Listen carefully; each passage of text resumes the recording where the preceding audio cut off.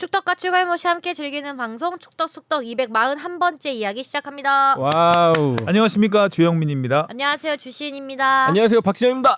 이정찬입니다. 요즘 독감이 유행인가 봐요. 이정찬 기자.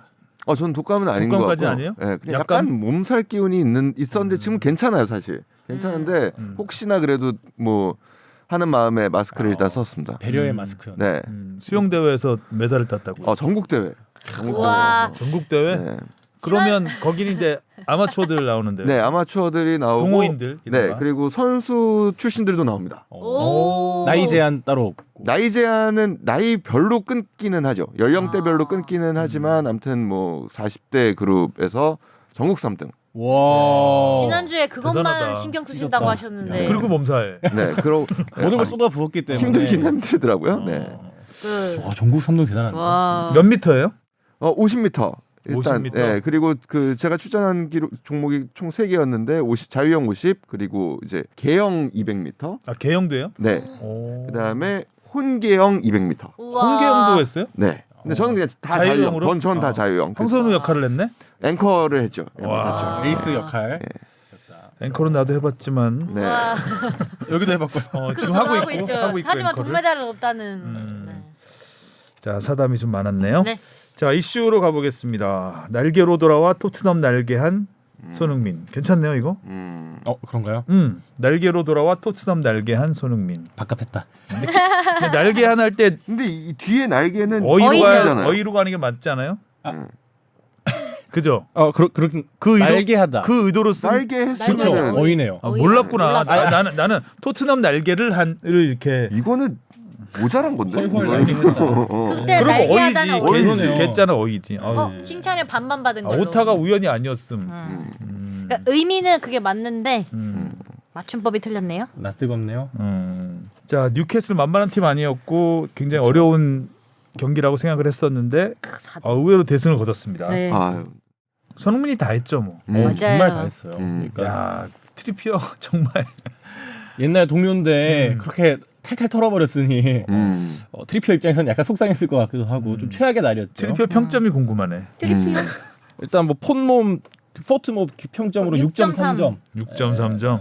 네. 음. 손흥민 근데 9.5예요. 일단 뭐 그 뉴캐슬 4팩 수비진이 전부 다 평점을 낮게 받아서 뭐 그렇게 눈에 띄는 수치는 또 아닌 것 같기도 하고요. 그러네. 5.6. 경기 전후로 뭐 아무튼 그 이제 매치업이 화제가 많이 됐는데 이제 손흥민 선수는 뭐 트리피어가 좋은 선수였기 때문에 굉장히 어려웠다라는 또 뭐 특유의 그 겸손한 멘트를 하기는 했지만 트리피어가 손흥민 선수를 전혀 예측을 못 하더라고요. 저는 그것도 좀 놀라웠어요. 그래서 그러니까요. 한동안 같이 있었던 선수인데 손흥민이 그런 식으로 제끼는 경우가 많지는 않잖아요. 네. 보통 스피드로 제끼지. 네, 네. 선수를 앞에 놓고 이렇게 잔발잔발하면 네, 헛다리 네. 제끼고 이렇게 제끼고 들어가는 경우 많지 않은데. 더 기분 나쁜. 근데 아마 제 생각엔 그 뉴캐슬이 오랜만에 그 손흥민 선수가 왼쪽 윙으로 나오다 보니까 그거에 대한 대처가 좀 미흡하지 않았나. 그러니까 손흥민 선수가 워낙 양발을 잘 쓰다 보니까 기본적으로 두 명이 같이 가서 막아주는 건 어느 정도 상식이 되어 있는데 이거를 좀 너무 트리피어 선수한테 맡겨버린 것 아닌가? 혼자. 네, 적어도 한 명은 좀 더 쫓아왔어야 됐는데. 물론 손흥민 선수가 잘한 것도 있지만요. 근데 아무튼 뭐 이거는 철저하게 전술적으로 뉴캐슬이 실패를 한 거죠. 그리고 철저하게 손흥민 선수가 잘한 부분이 있는데 전술적으로 진짜 놀라웠던 거는 이번에 보면은 양백들이죠. 토트넘의 양백들이 굉장히 중앙 중심적으로 들어오고요. 그다음에 굉장히 공격 지향적으로 갑니다. 첫 골이 나온 장면을 보면은 왼쪽 풀백 우도기가 손흥민과 중앙에서 원투 패스를 받은 다음에 사실상 골을 마무리가 그렇죠. 되는 장면이거든요. 보통의 측면 수비수였다면은 뭐 갖고 와가지고 그러니까 언더랩을 하든 오버랩을 하든 갖고 와가지고 중앙에서 사이드 백 윙한테 줄 수는 있어요. 그럼 보통 내려가죠. 내려가죠 그쵸. 다시. 네. 근데 골 안으로 들어가요. 근데 약속된 것 같은. 된 거예요. 네. 네. 주자마자 들어가더라고요. 네, 그게 완전히 준비가 돼 있는 거거든요. 그것뿐만 아니라 사실 포로 선수도 마찬가지였습니다. 그리고 경기가 빌드업 과정에서 이들의 위치를 보면 중앙 미드필더처럼 움직였어요. 그러니까 가운데로 와서 이거는 뭐 아무튼 전술적으로 준비가 굉장히 많이 돼 있었다라는 게 느껴졌고 그렇게 뭐 이렇게 하면서 밸런스를 유지하는 게 사실 굉장히 어려운 건데 어떻게 유지가 되더라고요. 빨리 끝내주세요. 네. 오타 발견했어요. 어우, 요 근래 한 없었는데. 히샬리송이 그 토트넘에 와서 5골을 넣었는데 그 모두 머리로 넣었거든요. 그 동안에 지금까지. 그랬죠. 네. 네. 근데 머리로 만든 덕점이었대요. 덕점. 덕을 많이 쌓아서 덕을- 넣었던 아. 것들이었죠. 예. 얘가요?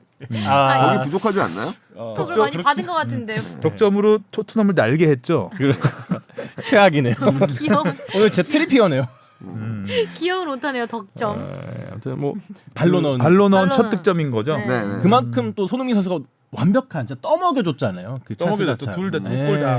우도기도 그렇고 이거 못 넣으면 정말 안 된다라는 식으로 우도기는 발 밑으로 전해줬던 그냥 패스였기 때문에 맞았죠. 손흥민의 공에 손흥민 패스에 맞아서 들어간 것 같은 느낌이 네. 들 정도로 정말 완벽한 패스였고 그리고 손흥민 선수 페널티킥을 이제는 이제 자신 있게 차는 것 같아요. 잘 하긴 쳐요. 예전에 예전에 골키퍼가 방향은 다 읽어요. 일단. 아니 그거 네. 보였어요? 그 상대편 선수가 손흥민 친 방법을 가르쳐 줬어요. 아, 가르쳐 줬어요. 그러니까 손으로 가르쳐 줘요. 혹시 트리피어? 그러니까 트리피어 또 나와. 트리피어. 86분이었으니까 트리피어였나? 제가 정확하게 기억이 안 나는데 트리피어였던 것 같기도 하고 아무튼 그 손흥민 선수가 이제 차려고 하는데 이제 뒤에 있는 이제 그 상대 선수죠. 상대 선수가 키퍼한테 방향을 알려줍니다. 이쪽으로 뛰라고. 정확하게 그쪽으로 찹니다. 근데 늡니다. 최근에 계속 왼쪽으로 차긴 했어요. 페널티. 저 대표팀에서도 찼던 거 대표팀에서도 생각해보면 왼쪽으로 찼고. 왼쪽이었고. 근데 방향을 알아도 못 막을 못 막죠. 정도로 코스가 워낙 좋다 날카롭게 보니까. 찼죠. 날카롭고 강하게 구석으로 찼죠. 확 강하게. 그러니까 연습을 많이 했다는 한 것 같고 실제로 뭐 그런 인터뷰를 했었죠. 페널티- 해리케인이 있을 때도 나는 연습을 많이 하고 있었다. 페널티킥에 대한 부담이 상당히 있었는데 그 전에 그것도 보면 되게 대단해요. 그러니까 사실 페널티킥에 대한 좀 안 좋은 기억이 있는 선수들은 되게 안 쳐려고 하잖아요. 뭐 예전에 생각하면 박지성 선수도 그랬었던 것 같고. 차범근 그 선수 시절도 안 찼죠. 페널티 네. 부담스러워요. 페널티킥 하나도 없죠. 페널티킥. 근데 한때 그 벤투 감독이 부임하고 나서 대표팀에서 워낙 페널티킥이 안 들어갔던 적이 있었잖아요. 그렇죠. 그렇다 보면 조금 차기 꺼려질 것 같은데 그것마저도 본인 스스로 극복해버리는. 정면 돌파해야죠. 네. 일단 자기가 팀의 주축이고 뭔가 책임감을 더 갖게 되는 책임감이죠. 주장이기 때문에 근데 뭐 일단 이 페널티킥을 못 넣어도 내가 욕을 먹겠다라는 그렇죠, 생각을 하는 그렇죠. 거죠. 그래서 사실- 페널티킥 연습을 해서 나가는 거죠. 근데 전에 뭐 박지성 선수도 생각해 보면 아시안컵 때였나요? 이게 주장임에도 불구하고 페널티킥을 좀 어린 선수들한테 밀었다가 대패했던 기억도 있었기 때문에 스스로 후회하는 순간이죠. 네. 그런 거 근데 보면 박지성 선수는 주장이긴 했지만 이제 워낙 전문 키커들이 있었기 때문에 그러니까 최전방 공격 골잡이도 아니었고 했기 때문에 뭐 후배들한테 양보를 할 수도 있죠. 그 포지션 상으로는. 자 이렇게 손흥민은 8시즌 연속 2자릿수 득점을 기록했습니다. 와 근데 이게 역대 7번째네요. 네. 그러니까 지금까지 2자릿수 득점 가장 많은 시즌을 한 선수가 루니 11시즌, 램파드가 10시즌, 그다음에 케인과 아구에로가 9시즌, 그다음에 앙리, 마네, 손흥민이 8시즌. 와, 티에리 앙리하고 어깨를 나란히 하는 기록이네요. 그리고 7시즌이 이제 마이클 오원도 7시즌밖에 안 됐었네요. 약간 여담이긴 하지만 램파드의 기록도 대단한 게 지금 유일하게 미드필더예요. 이렇게 리스트에서 보면 램파드는 그러니까 이제 페널티킥을 많이 찼죠. 램파드도 프리킥도 뭐, 잘 찼고 그래서 그런 골들이 좀 많이 있죠. 중거리 슛이 워낙 좋았던 선수니까. 첼시가 워낙 전성기일 때고 그리고 그 시절에는 이제 또 미드필더의 득점이 굉장히 많던 또 시기 미들라이커 요런 또 예, 있었던. 이기도 했죠. 자, 영국 풋볼 365에서 프리미어리그 최고의 피니셔는 홀란도 살라도 아니다. 손흥민이다. 손흥민이다. 라는 기사를 썼습니다. 올 시즌 16라운드까지 기대 득점이 6골인데 그거가 4골 많은 10골을 기록 중이다. 그러니까 기대 득점에 비해서 골이 많은 선수를 일단 그 피니시 능력이 좋다. 뭐 결정력이 좋다. 결정력이 좋다고 보는 거예요. 어려운 상황에서 그러니까 그러니까 보통적인 평균적인 상황이었으면 골이 안 될 상황에서 골을 많이 넣었다는 일단은 의미로 일단은 이해를 해야 되고요. 또 하나는 결정적인 기회가 왔을 때 놓치지 않았다라는 또 의미로 이해를 해야 됩니다. 와 근데 2위가 황희찬 선수예요? 황희찬 선수는 뭐 와우. 더 대단했죠 사실 어떻게 보면은. 체니 황희찬 선수의 기대 득점이 4골인데 8골을 넣고 있습니다. 둘 다 4골 더 많이 넣었네. 그리고 손흥민의 경기 끝나고 또 인터뷰도 좀 화제가 됐어요. 봤어요, 이거. 네. 너무 겸손하면 약간 히샬리송 디스가 될 수 있어요. 매기는 거죠. 기분 나쁠 매기는 게 될 수 있어요. 그러니까 웃은 거죠. 사실 어떻게 보면 그러면 히샬리송 기분 나쁠 거 아니야. 얘가 또 이러네. 약간 이런 거예요. 그래서 그런 반응이었죠. 그러니까 손흥민이 박스 안에서는 히샬리송이 나보다 더 나은 것 같다라고 하니까 그 진행자들이 깔깔깔 웃었고 왜 웃냐고 물어보니까 이제 스트라이커 너잖아. 네가 그런 스트라이커잖아. 네가 2자릿수 골 넣었잖아. 있잖아. 이게 근데 왜 프리미어리거야. 왜 히샬리송 약간 전교 1등에 왔는데 얘 공부 잘하죠. 이런 느낌인 거잖아요. 그래서 손흥민 선수는 아무튼 뭐 그런 부분에서 많은 사랑을 받고 있죠. 그러니까 지금 그 인터뷰 그리고 그런 태도들 그런 부분이 어떻게 보면 참 그냥 보면서 자랑스럽다는 생각이 들어요. 늘 그래도 우리나라를 대표해서 나가는 선수가 또 이렇게 외국에서도 많은 사랑을 받고 있고 또 동료들에게 지도자에게 지도자 이번에 포스트코글로 감독 중에 이게 바로 손흥민의 리더십이라고 얘기했던 부분도 참 멋진 말이었다라고 생각합니다. 멋진 평가고. 예전에 홍명보 감독이 J리그 비셀고베에서 뛸 때 주장을 했거든요. 여기서 한국 선수가 한국 선수가 외국 팀에서 주장을 할 수 있구나. 제가 제 기억으로는 그게 처음이 아닌가 싶어요. 한국 선수가 외국 나가서 주장을 하는 게. 그래서 굉장히 좀 자랑스러운 생각이 좀 들었고 그다음에 LA 갤럭시 가서도 주장을 했어요. 역시 리더의 그러니까 야, 역시 리더는 다르구나. 그런 생각을 했었는데 프리미어리그에서 주장을 했어요. 그거 하나만 잘해주면 홍명보 감독이 아마 가시와 레이솔 주장. 가시와였나요? 예. 가시와 레이솔이었나 보다. 빗셀고베는 뛰었잖아요. 빗셀고베는 아니었을 겁니다. 네, 쇼남벨마레와 가시와 레이솔. 빗셀고베 누구였죠? 황선홍이었나? 빗셀고베에서 뛰었던 건 김남일 선수 빗셀고베에서 뛰긴 했었고요. 네. 착각을 했습니다, 제가. 정정? 뭐 그래도 내용은 맞습니다. 그러니까 어떤 주장을 해서 가시와 레이솔이 맞는 것 같아요. 예. 프리미어리그에서 주장을 하면서 이 매경기 스포트라이트를 받잖아요. 그러니까 이 경기 전에 전 경기 대패를 당했을 때도 손흥민 선수가 이제 그 동료들한테 쓴소리하는 쓴소리를 것도 했었죠. 이제 굉장한 영향력을 갖고 있는 거죠, 한국 선수가. 멋있다. 자랑스럽습니다. 자, 이강인 선수는 역시 그 킥은 정말 예술이더라고요. 예술이에요. 패스 물론 이제 공격 포인트로 이어지진 않았지만 사실 뭐 공격 포인트나 다름이 없는 프리킥이었죠. 그렇죠. 뭐 마지막에 그 거의 결승골 택배 넣었던 프리킥이었잖아요. 그 상황. 지분이 꽤 있죠. 그러니까 이런 걸. 그러니까 그렇죠. 지금 이제 AI들이 이제 축구 분석에 도입되면서 하고 싶어 하는 것 중에 하나가 그런 거예요. 이 골에 이 선수가 기여한 게 얼마나 될까? 지분이 그러니까 우리가 흔히 이야기하는 이거는 좀 지분이 있다. 0점 몇 골. 이거 0점 몇 골 줘야 된다. 이런 거를 이제 분석을 해보려는 거죠. 근데 사실 이런 상황에서 이강인 선수는 뭐 당연히 뭐 어시스트도 잡히지 않고 뭐 포인트는 없지만 사실 이 골 장면에서 결정적인 역할을 한 건 이강인 선수의 프리킥 정확하게 원하는 곳에 됐으니까요.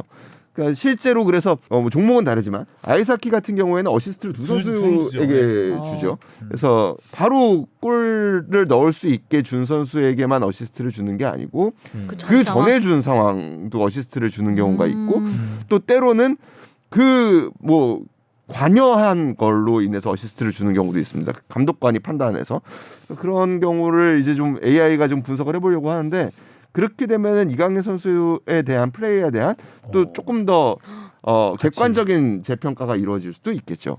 축구 통계가 더 세분화될 수도 있을 것 같아요. 네. 그러니까 도움을 또 돕는 거에 대한 용어가 생겨날 수도 있고. 도움의 도움. 성룡 선배 도도움. 좋겠네요. 성룡 선배 좋겠어요. 걔는 산술적인 것만 좋아해서. 산술적으로 생각하면 도도움 몇 개 할 수 있다. 이 추세면 일단 이 추세면 그런 거라든지 지금 뭐 페널티킥을 얻어낸 사람에 대한 그렇죠. 통계도 없잖아요. 맞아요. 그걸 도움으로 주기도 했었는데 예전에 그렇지 그렇죠. 않았나요? 그렇죠. 페널티킥을 얻어내서 득점을 다른 선수가 하면 그걸 또 도움으로 준 적도 있었는데 그러네요. 요즘엔 안 그렇잖아요. 네. 그래서 그 부분에 대한 통계, 그러니까 좀 계속 많이 세분화되고 있는데 예전에는 사실 축구 통계라는 게 골 도움 빼고 그렇죠. 없었어요. 슈팅, 골 도움. 선방 이 정도. 맞아, 선방. 그런데 이제 갈수록 좀 세분화되지 않을까 더 그렇게 그 AI처럼 날카롭게 볼 수 있다면. 네. 파리 생제르맹은 8연승을 달렸고. 네. 그리고 이제 또 도르트문트와 챔스 경기 앞두고 있죠.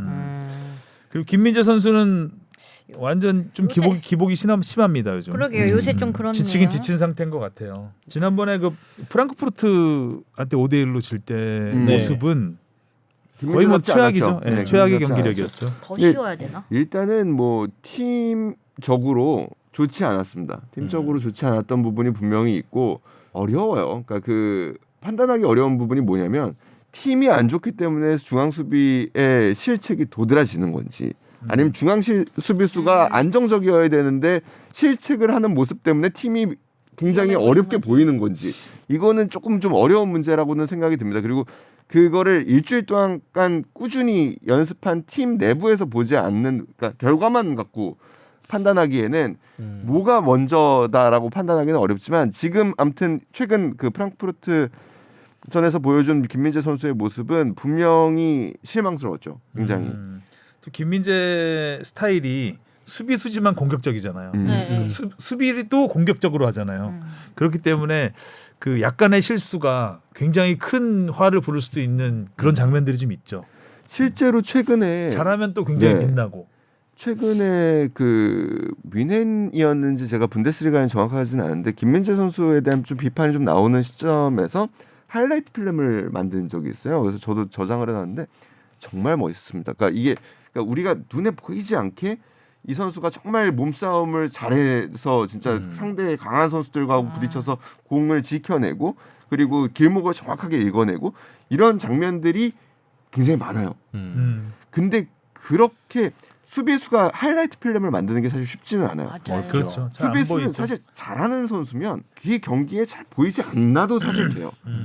라인을 잘 조율을 했고 그래서 적재적소의 선수들이 있도록 했고 그랬다면은 크게 그런 멋있게 뭐 막아내고 이런 게 없어도 되거든요. 그러니까 이런 점들이 지금 제가 보기에 김민재 선수가 어떤 또 그 성장통을 겪고 있는 과정인 것 같아요. 일단 그래서 좋은 동료들이 많고 그러니까 좀 빨리 극복할 수 있었으면 좋겠습니다.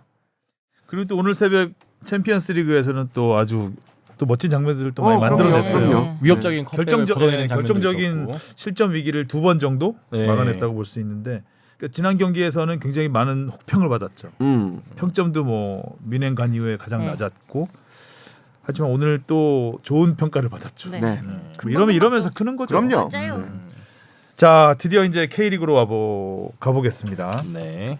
넘을 듯 넘지 못한 일부의 벽. 강원 수원 FC는 기사회생.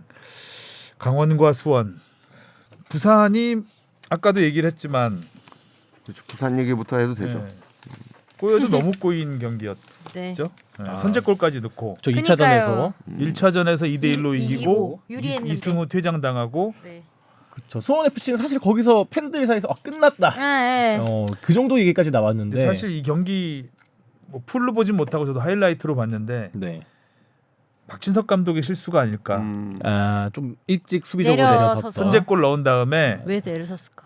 내려섰어요. 그래서 보니까 그 이영재 선수 골 들어갈 때 네. 이영재 선수가 이렇게 몰고 들어가는데 맨 뒤에 이제 수비 라인이 그러니까 두 겹이었거든요. 두 겹이었는데 달라붙질 않아요. 그거 왜 안 달라붙었을까요? 달라붙질 않아. 그래서 이영재 선수는 사실 슈팅할 생각이 없었어 보니까 계속 봐도 이게 들고 가다가 찔러주려고 하는데 안 붙으니까 어쩔 수 없이 때려버린 거예요. 근데 들어가 버린 거지 그게. 냉정하게 보면은 사실은 수원 FC와 부산의 결국의 결정력 이런 결과가 왜 나왔냐고 보면 사실 좀 스쿼드 차이가 좀 나긴 난다. 네.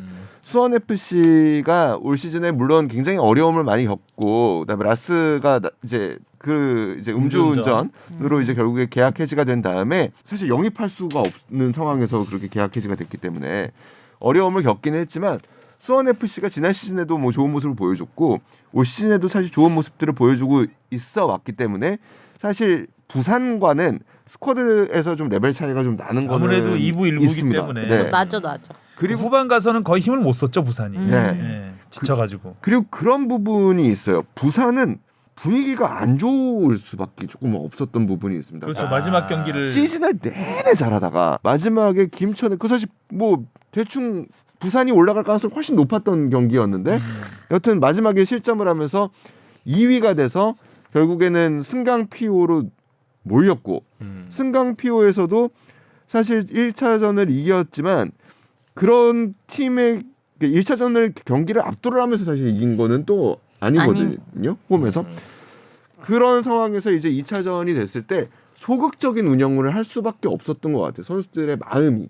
그러니까 저는 박진석 감독이 그렇게 지시를 했는지는 잘 모르겠습니다만 지시를 했다면은 좀 실책이라고 생각하고요. 선수들이 불안했던 게 그러니까 심리적으로 우리가 저 팀을 이기고 올라가야겠다라는 것보다 좀 지키려고 했던 그 불안한 마음이 두 골 차니까 네. 지킬 수 있겠지라고 생각했겠죠. 페인이 되지 않았나라는 너무 생각이 듭니다. 일찍 내려서 어쨌든 수원 FC 입장에서는 로페즈 영입한 게 신의 한 수가 됐습니다. 네. 결과적으로. 사실 뭐 득점 장면도 있었지만 그 외 장면에서 그 상대 도움도 하나 수비수들을 있었고. 네, 되게 많이 끌고 다녀주면서 그러니까 부산이 공간을 많이 지치니까 만들어줬죠. 후반 들어서 지치니까 뭐 로페즈처럼 빠르고 개인기 좋은 선수들이 뭐 날아다니는 거죠. 네. 그러면서 굉장히 많은 기회가 났었고. 사실 뭐 또 이영재 선수가 정말 많이 구하지 않았나. 지난번에 그 제주와의 최종전에서 그 말도 안 되는 프리킥으로 딱 골문 구석을 정확하게 찔렀었는데 그 골 없었으면 떨어졌죠. 네. 그러니까 부산과는 정반대의 상황이 된 거죠. 수원 FC 입장에서는. 그리고 갈 수 부산과의 2차전에서도 사실 이영재 선수의 그 상황 전까지는 조금 지지부진하는 흐름이 좀 있다가 어떤 솔로 플레이로 만들었던 골이었잖아요. 와, 그걸 또 연장 승부까지 끌고 가면서 또 수원 FC 홈이었기 때문에 그때부터는 확실히 수원 FC의 흐름이 확실히 굳혀지지 않았나. 아니, 좋은 평가예요. 그러니까 어디- 결국에 축구는 골이에요. 그러니까 결정력은 그리고 비싼 거예요. 그리고 왜 그 일부 리그에 있는 선수들이 왜 일부에 비싸다. 있고 그리고 왜 공격수들이 돈을 많이 받냐? 넣어줘야 될 때 넣어줄 수 있는 선수가 있냐 없냐가 팀에 굉장히 큰 그러니까 성적에 좌우를 합니다. 그러니까 이영재 선수가 정말 그러니까 이 선수는 국가대표팀에도 뽑혔던 선수잖아요. 네. 그러니까 그 클래스가 있는 거예요. 자 이렇게 해서 근데 이제 김도경 감독님은 결국 수원 FC 잔류를 완성시키고 이번에 그 동행을 마무리 지었죠. 4년간의 계약을 마무리하고 뭐 이랜드로 간다 뭐 이런 얘기도 있던데. 하여튼 수원 FC 차기 감독은 나왔나요? 나왔나요? 그러면? 아직 안 나왔어요. 네, 그래서 뭐 수원 FC가 또 다음 시즌에 어떻게 맞이할지. 벌써 4년 하셨나요? 그러니까 수원 FC 김동현 감독 같은 경우에는 과거에 이제 김호건 단장하고는 하고는 합이 아주 잘 맞았죠. 그리고 사실 이번에 최순호 단장이 오시면서 그 교체 설도 돌기는 했지만 교체 설도 돌긴 했지만 그 최순호 단장이 저는 그 최순호 단장의 그 뚝심도 그래도 인정할 만하다고 생각합니다. 그러니까 굉장히 팀이 어려워서 경질하려면 경질할 수 있는 순간들이 몇 번 있었거든요. 경질해도 뭐라고 할 수 없는 상황이 있었죠. 네, 몇 번 있었는데 그래도 그 결과적으로는 김도균 감독을 믿고 갔던 게 팀에는 제가 보기에는 저는 결과적으로 모든 게 결과론이니까요. 결과적으로는 아주 좋은 수였다라는 생각이 듭니다. 그래도 일단 그럼 결별하기로 결정은 된 거고. 네, 네. 뭐 수원 FC로는 뭐 수원 FC가 악재가 많았잖아요 이번 시즌에. 악재가 많았죠. 뭐 라스 음주운전 사태도 있었고. 이승우 선수의 골도 너무 늦게 터졌어요. 그렇죠. 에이. 물론 뭐 팀 내 득점 1위고 좋은 역할을 해줬던 거는 분명하지만 사실 좀 너무 그 시작이 늦었죠. 뭐 박주호 선수 은퇴도 있었고요. 박주호 선수의 은퇴도 좀 수원 FC 입장에서는 뭐 아쉬운 부분이지만 본인이 뭐 또 선택한 부분이니까 존중을 할 수밖에 없는 부분. 자 이렇게 해서 부산은 다시 2부 리그에 남게 됐고 그 팬들을 위해서라도 내년 시즌에 다시 한번 도전. 네. 우승으로 올라오는 게 제일 좋겠죠. 아, 네. 그러니까 그 이야기를 한번 해보고 싶었어요. 수원 삼성과 부산의 또 오, 왕년의 일부 리그 라이벌이라고 할 수도 그러네요. 있죠. 부산 대우 시절에도 꽤 네. 라이벌이었으니까. 그런 라이벌 더비가. 2부 리그 빅매치가 생겼네요. 아, 그러네요. 그래서 갑자기 수원 삼성과 부산. 네, 갑자기 예전 FA컵 결승도 생각나고요. 그 염기훈 선수가 기가 막힌 그 골을 넣어가지고 수원이 FA컵 우승한 적이 있었거든요. 그게 경기가 부산 아시아대에서 열렸던 경기로 제가 기억을 합니다. 이 매치는 슈퍼 매치 말고 뭐라고 하면 될까요? 수원 삼성과 부산. 네, 강등 매치. 2부 매치죠. 2부 리그 매치인데, 근데 그 부분은 한번 얘기를 해볼 만한 것 같아요. 그러니까 올 시즌 1부 리그의 하위 스플릿의 강등권 경쟁이 예전처럼 이렇게 막 미끄러져가지고 막 처진 상황에서 이렇게 하다가 내려간 게 아니고 끝까지 정말 살려고 아둥바둥을 쳤고 심지어 경기력들이 약간 반등했던 세 팀들이거든요. 세 팀이 그렇죠. 다 네. 수원 FC, 강원. 강원이 모두 이런 상황에서는 2부 리그 팀이 1부 리그 팀을 잡기가 어렵습니다. 그렇죠. 그러니까 2부 리그 팀이 1부 리그한테 잡히려면 진짜 침체. 우리가 갖고 있는 스쿼드는 좋지만 팀 분위기가 진짜 바닥을 치고 지하를 파고 들어갈 때 2부 팀은 스쿼드는 안 좋아도 진짜 막 이기고 올라와서 그 기세로 몰아붙일 때는 사실 제가 볼 때는 2부 리그가 좀 더 유리할 수 있다고 생각해요. 그럴 때는. 근데 올해 같이 이렇게 사실 1부 리그가 치열하게 그 경쟁이 되고 하위 스플릿에서도 어떻게 보면 우열을 가리기 어려운 정도의 수준이 되면 1부 리그 팀이 쉽게 그렇게 떨어지기 어렵다. 또 경기적으로 볼 때 그 2부 리그에 있는 팀이 승강 플레이오프로 올라오기가 힘든 것 같은 게 그 2차전이 1부 리그 팀 홈에서 열리잖아요. 그래서 2차전에서 뭐 한 골만 터지기만 하면 이게 팬들 분위기도 확 올라오면서 할 수 있다라는 연장까지 끌고 가면 더더욱이 유리해지니까 그런 부분도 좀 작용하지 않나 싶습니다. 자, 강원도 참 극적으로 일단 잔류를 했습니다. 김포 입장에서는 일단 뭐 퇴장이 한 명 나왔기 때문에 네. 뭐 힘을 쓰기가 쉽지 않았던 상황이고 그때부터는 확 분위기가 넘어갔죠. 강원 가브리엘이 시즌 초부터 있었나요? 중반에 들어왔죠. 중반에 들어왔죠. 네, 그 브라질 삼총사. 네. 가브리엘 영입 효과도 역시 마지막 그렇죠. 순간에 까불었습니다. 또 중요한 순간에. 정말 중요한 순간에. 네. 그게 정말 중요한 부분이에요. 그 스트라이커가 있냐 없냐, 그리고 중요한 상황에서 골을 넣을 선수가 있냐 없냐. 물론 뭐 경기를 풀어주는 선수도 있어야 되고 뭐 여러 선수들이 다 필요하지만 결국에는 골잡이가 네. 그 특히 이런 단판 승부에서는 진짜 중요해. 중요하다. 김포도 여기까지 올라온 것만 해도 대단한 거 아니에요? 그래서 고정훈 감독이 사실 그 부분을 인정받아서 뭐 2부 리그에서 감독상도 받은 거겠지요. 참, 사실 뭐 일단 그 네. 2부 리그 창단한 지 2년째죠. 네. 작년에 창단했죠. 작년에 첫 시즌이었죠. 이제 3부에서 우와. 2부로 네. 했던. 그 올 시즌에도 뭐 사실 뭐 올 시즌 보면 부산이 좀 돋보였고 그다음 김천이 이제 뒤에 아주 뭐 스퍼트를 좀 뭐 어려움도 물론 있었지만 결국에 마지막 한 경기의 승리가 컸던 부분이 좀 있었고 나머지의 이 중위권이 굉장히 탄탄했거든요. 3위부터 한 6위까지 그 뭐 경남도 좋았었고 그다음에 뭐 김포 그다음에 뭐 부천까지 뭐 이런 팀들이 다 그 진짜 우열을 가리기 어려웠던 상황에서 김포는 사실 그 중에서도 스쿼드가 그렇게 썩 좋지 않은 팀을 그래도 시즌 내내 이렇게 이 2부 리그 그 치열한 2부 리그에서 중상위권을 유지했다라는 점을 인정받아서 아마 고정훈 감독이 또 감독상까지 받았다라고 생각이 돼요. 일단 김포 FC라는 이름 자체가 낯이 좀 설죠. 네. 2부 아직. 리그에서도 네. 아직은. 근데 김포라는 이름을 확실하게 각인시킨 한 해였던 것 같고 강원 입장에서는 일단 마지막에 드라마틱한 반전이 있었기 때문에 강원은 그대로 그냥 주저앉을 듯한 느낌이었는데 일단 수원 삼성이 내려와주고 그거 강원이 한동안 최하위에 있었잖아요. 맞아요. 진짜 꽤 꽤 최하였죠. 오랫동안 최하위에 있었는데 어쨌든 감독 교체를 하면서 분위기 반전은 여기는 확실히 됐다. 여기는 그게 컸죠. 네. 임정환 감독이 그래도 초반에 좀 그러니까 감독 교체가 된 다음에도 한동안 못 이겼었죠. 맞아요. 그렇죠. 그런 다음에 그래도 좀 팀을 차근차근 잘 만들어서 결국에 궤도에 올렸다. 그리고 임정환 감독이 그래도 좀 인정을 받을 부분이라고 생각하고 진짜 중요한 거는 이제 수원 삼성의 겨울이라고 생각합니다. 수원 삼성이 지금 이런 상황이잖아요. 2부 리그에서 우승을 하지 않으면은 그렇게 올라오기 어려워요. 어렵죠. 라는 점을 봤을 때 이번 겨울을 발빠르게 움직여야 돼요. 감독 선임을 빨리 해결을 해야 되고 그 다음에 그 감독을 보고서 이제 선수들이 이제 움직일 선수들이 있을 것이고 왜 적절하게 투자가 또 이루어져서 내년에 바로 올라와야지. 안 그렇게 되면은 부산처럼 계속 이제 문턱과 고비를 못 넘을 수 있게 되는 거거든요. 올라오기 힘들어요. 한번 내려가면. 그러니까 절대 안 내려가도록 했어야 되는데 이미 내려간 거니까 어쩔 수 없고.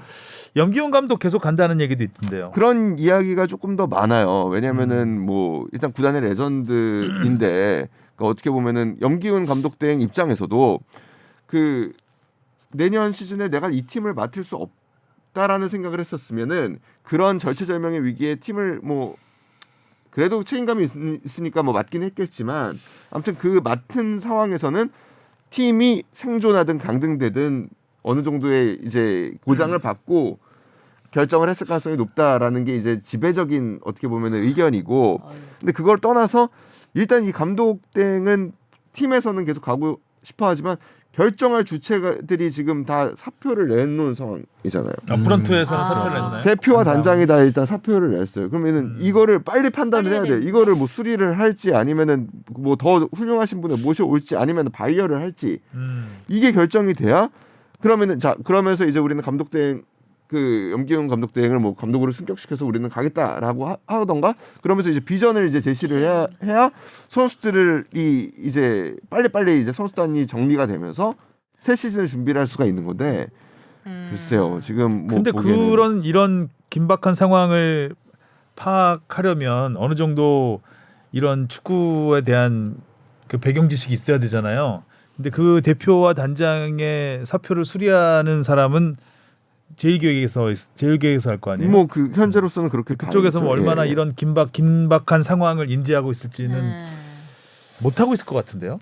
일단 이제 크리스마스 지나고 연말 보내고 송년회도 많은데 연말에 일 많잖아. 그런 거 아닌가 모르겠네요. 여름으로 답답한 상황이네요. 수원 삼성은. 그러니까 사실 지금 이제 뭐 마무리 훈련도 하고 각 팀들은 지금 휴가 네, 기간이죠. 네, 쉬겠죠? 네, 쉬는 기간이기 때문에 이때 이제 좀 프런스 쪽에서 빨리 발빠르게 움직일 필요가 있거든요. 이미- 선수들은 쉬지만 이미 서울 움직이고 있잖아요. 열심히 움직이고 선수 있고. 영입도 생각을 해야 되는 것이고 다음 잡을 수도 시즌에 대한 청사진을 이제 딱 마련을 해서 시즌 그러니까 새해가 되면 이제 착착 진행해야 해야죠. 되는데 동계도 가야 되고. 그리고 수원에도 또 이게 워낙 눈에 띄는 선수들이 몇몇 있기 때문에 그 선수들을 지킬 수 있을지도 뭐 그런 것도 생각을 해야 네. 되고 전에 뭐 성남 할 일이 굉장히 많을 것 같은데 많죠. 네. 엄청 많아요. 일단 수원 삼성 강등이 확정된 게 이제 일주일 좀 더 지났으니까 어떻게 되겠죠? 뭐 나오겠죠 소식이. 근데 수원 팬들은 지금 속이 타들어가고 있는 거예요. 계속 지금 성명 내고 지금 우리 얘기하고 비전 제시하고 이렇게 하라고 하는데 구단에서는 계속 대표와 이 단장이 이게 안 됐으니까 우리가 뭐 어떤 제시를 할 수가 없는 거예요. 그 대표와 단장이 제시를 해야 될 거 아니에요. 그 일단은 그잖아요. 사표를 반려하고 이거 상황을 좀 수습시킨 다음에 해야 되지 않을까라는 생각도 들기도 하네요. 그럼 또 근데 또 팬들이 가만히 그쪽 팬들은 또 가만히 있지 않을 가만히 겁니다. 있지 않고 그럼 빨리 잘라라. 만약에 또 그 내가 이거 수습하고 잘린다는 걸 알고 수습을 하게 되면 그런 것도 제대로 좀 수습을 또 있죠. 안 하게 네. 되는 경우가 있기 때문에 일단 어쨌든 그 수뇌부에서 구단 수뇌부에서 빨리빨리 결정을 좀 해야 될 것 같습니다. 제 얼굴 찾기 어렵겠다. 어렵네요. 네. 아무튼 K리그는 정말 드라마틱하게 마무리가 됐습니다. 네, 올해 뭐 눈물이 희비가 엇갈리면서 네. 아주 재미있는 정말 이렇게 재미있는 시즌이 있었나. 관중도 진짜 많이 우승 들었고. 경쟁이 치열하지 않았는데도 이렇게 재밌을 수가 있구나. 강등권 경쟁이 다 했으니까요. 어쨌든 이브리그가 많이 주목을 받았어요. 이번에. 자, 우산 팬들도 감동적이었고 이번 아무튼 뭐 저는 개인적으로 그렇게 생각합니다. 이번 그 K리그 시즌을 총평하자면 이번 시즌의 MVP는 K리그 300만 팬들이었다. 정말 많은 팬들이 찾아와 주셨고 특히 여름에 관중이 늘 확 줄었었거든요. 일단 너무 덥고. 너무 덥고 경기장에서 그 사우나 같은 데서 진짜 응원을 한다는 게 쉽지가 쉽지 않은 않아요. 일이었는데 그 장관을 많이 만들어줬어요. 이번 시즌에 특히. 그리고 또 팬들이 느니까 선순환이 될 수 있는 게 또 다른 사람을 같이 데리고 오기가 되게 편해졌어요. 그러니까 야구장 같은 경우엔 이렇게 같이 요즘 이렇게- 데리고 네. 다니고 있죠. 뭐 데이트 자, 얘기하는 거예요? 지금? 아니요, 그러니까 뭐 친구들도 그렇고 요즘은 세상이 아름답죠. 아 무슨 기승전 다 자기 연애 아니, 얘기예요. 연애랑 꼭 귀결시키는 건 아니고요. 그러니까 만약에 친구들이랑 K리그 가자면 예전에 좀 이 분위기가 다 같이 놀고 즐길 수 있는 분위기가 돼야 올 수가 있는데 지금 예전보다 훨씬 그런 문화나 분위기가 조성이 돼 있다 맞습니다. 보니까 맞아요. 그 제 여자 권유하기도 친구들도 훨씬 편하고 되게 관심 많이 생겼어요. 여자 맞아요. 아이들. 맞아요. 네, 되게 골대녀도 좋아요. 한몫했잖아요. 아 그런가요? 여러 그런가 가지 이제 축구 쪽에서는 굉장히 좋은 쪽으로 그 우상향하고 있는 것 같아요. 그럼요. 여러 그럼요. 가지로. 네. 일단 뭐 국가대표 팀도 잘하고 있고 해외파들도 잘하고 있고 또 국내에서는 강등권에 있는 팀들까지도 이렇게 치열하게 하고 있어서 볼거리가 참 많은 한 해였던 것 같습니다. 네. 우리 오늘 마지막 방송인가요 올해? 아니, 아니죠, 아직. 아니. 한번 남았죠. 한 해를 마무리하는 느낌으로 얘기를 하네. 네. 네. 어쨌든 이제 K리그 경기가 끝나다 K리그 이제 보니까 한 시즌 이렇게 마무리하고 네. 네. 자 이제 해외파들 그리고 아시안컵 기대해 보겠습니다. 네. 자 오늘은 여기까지 하겠습니다. 수고하셨습니다. 다음 안녕. 주에 봐요. 고맙습니다.